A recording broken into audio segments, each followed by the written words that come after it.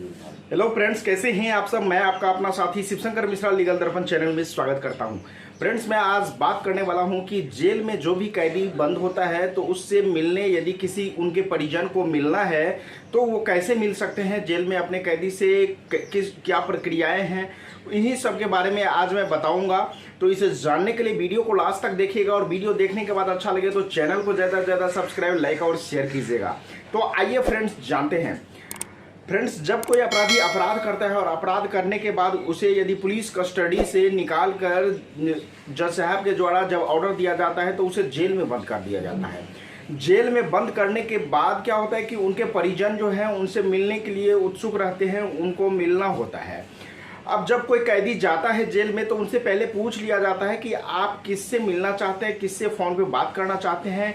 हर एक जेल का अपना एक मैनुअल होता है, उस मैनुअल में वो सारी चीज़ें जो हैं वो मेंटेन करना पड़ता है, जिसमें कैदी का बैरक नंबर होता है, जिस मतलब वो बैरक में रहता है उसका नंबर होता है, फिर उसके बाद उसका नाम रहता है, जिस जुर्म में वो आया है वो रहता है, FIR नंबर रहता है, सारी डिटेल उस कैदी के बारे में उस मैनुअल में रहता है। तो उसके बाद जब उनके परिजन जो हैं वो यदि उनसे मिलना चाहते हैं तो सबसे पहले तो मैं ये बता दूं कि यदि नॉर्मल कैदी रहते हैं तो उनसे आप सप्ताह में 3 बार मिल सकते हैं। यदि उससे सीरियस नेचर के हैं तो सप्ताह में 2 बार मिल सकते हैं। और यदि कोई खूंखार अपराधी है जो कि बहुत बड़ा जुर्म करके जेल के अंदर गया है तो उनसे आप सप्ताह में 1 ही बार मिल सकते हैं।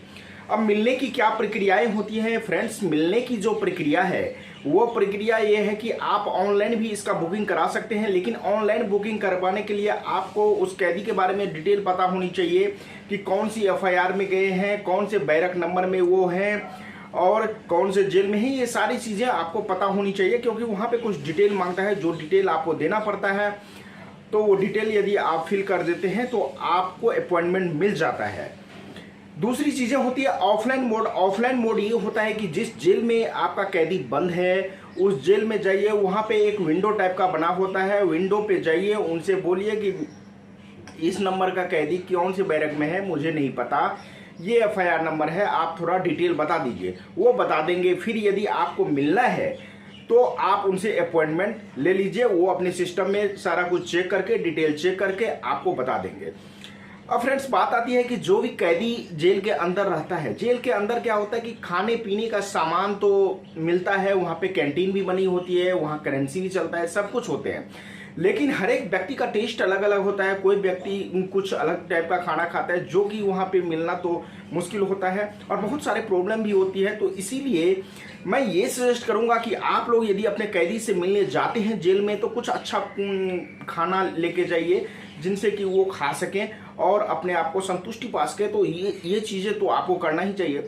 लेकिन फ्रेंड्स, एक बात बहुत बड़ी है कि यदि आप जाते हैं कैदी से मिलने के लिए तो आप तो मिल के आ जाते हैं, लेकिन उनके बाद उनको बहुत सारे चीज़ों सिक्योरिटी से गुजरना पड़ता है, उनको बहुत सारे चेक करना पड़ता है। और जब भी आप जाएं अपने कैदी से मिलने के लिए तो कुछ ऐसा सामान नहीं ले जाएं जिससे कि वो वेपन के रूप में उसको यूज कर सकते हैं और अपने आप को आघात पहुंचा सकते हैं।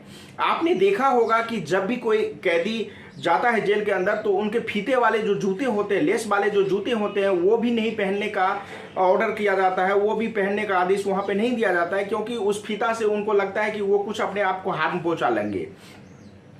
तो इसी तरीके से यदि आप चम्मच ले जाते हैं या फिर कोई ऐसा सामान कोई ले जाते हैं जिससे कि वो अपने आप शरीर में कुछ नुकसान पहुंचा सकता है तो वो वर्जित है।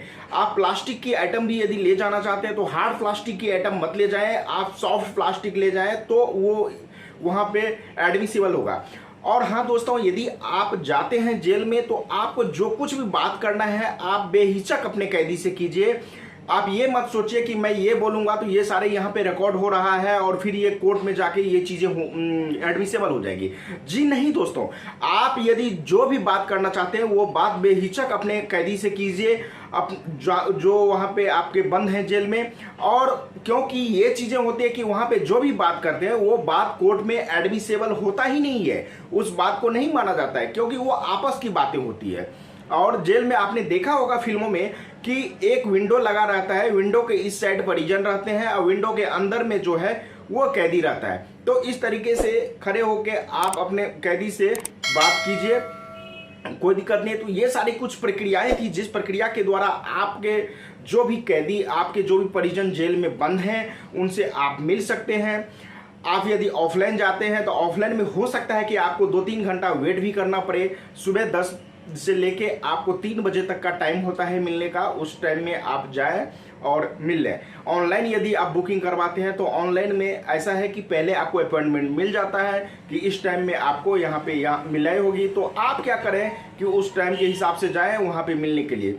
तो ये सारी कुछ प्रक्रियाएं हैं जिस प्रक्रिया को फॉलो करने के बाद आप अपने कैदी से जेल में मिल सकते हैं और अपने बातों को वहां पे प्रकट कर सकते हैं, उससे बात कर सकते हैं कि आप क्या बात करना चाहते हैं, उनसे क्या बताना चाहते हैं, आपके उनको जेल में जाने के बाद आपके घर की स्थिति कैसे चल रही है। जो भी बातें आपके मन में हो वो बेहिचक वहां पे करें, क्योंकि वहां पे जो भी बातें होती है वो कोर्ट में यदि वहां पे बता भी दिया जाता है तो कोर्ट में वो एडमिसेबल नहीं होता है, वो नॉन एडमिसेबल होता है, वो जज साहब के द्वारा उसको एडमिट नहीं किया जाता है। तो आज के लिए इतना ही, फिर मिलेंगे नेक्स्ट वीडियो में, तब तक के लिए धन्यवाद।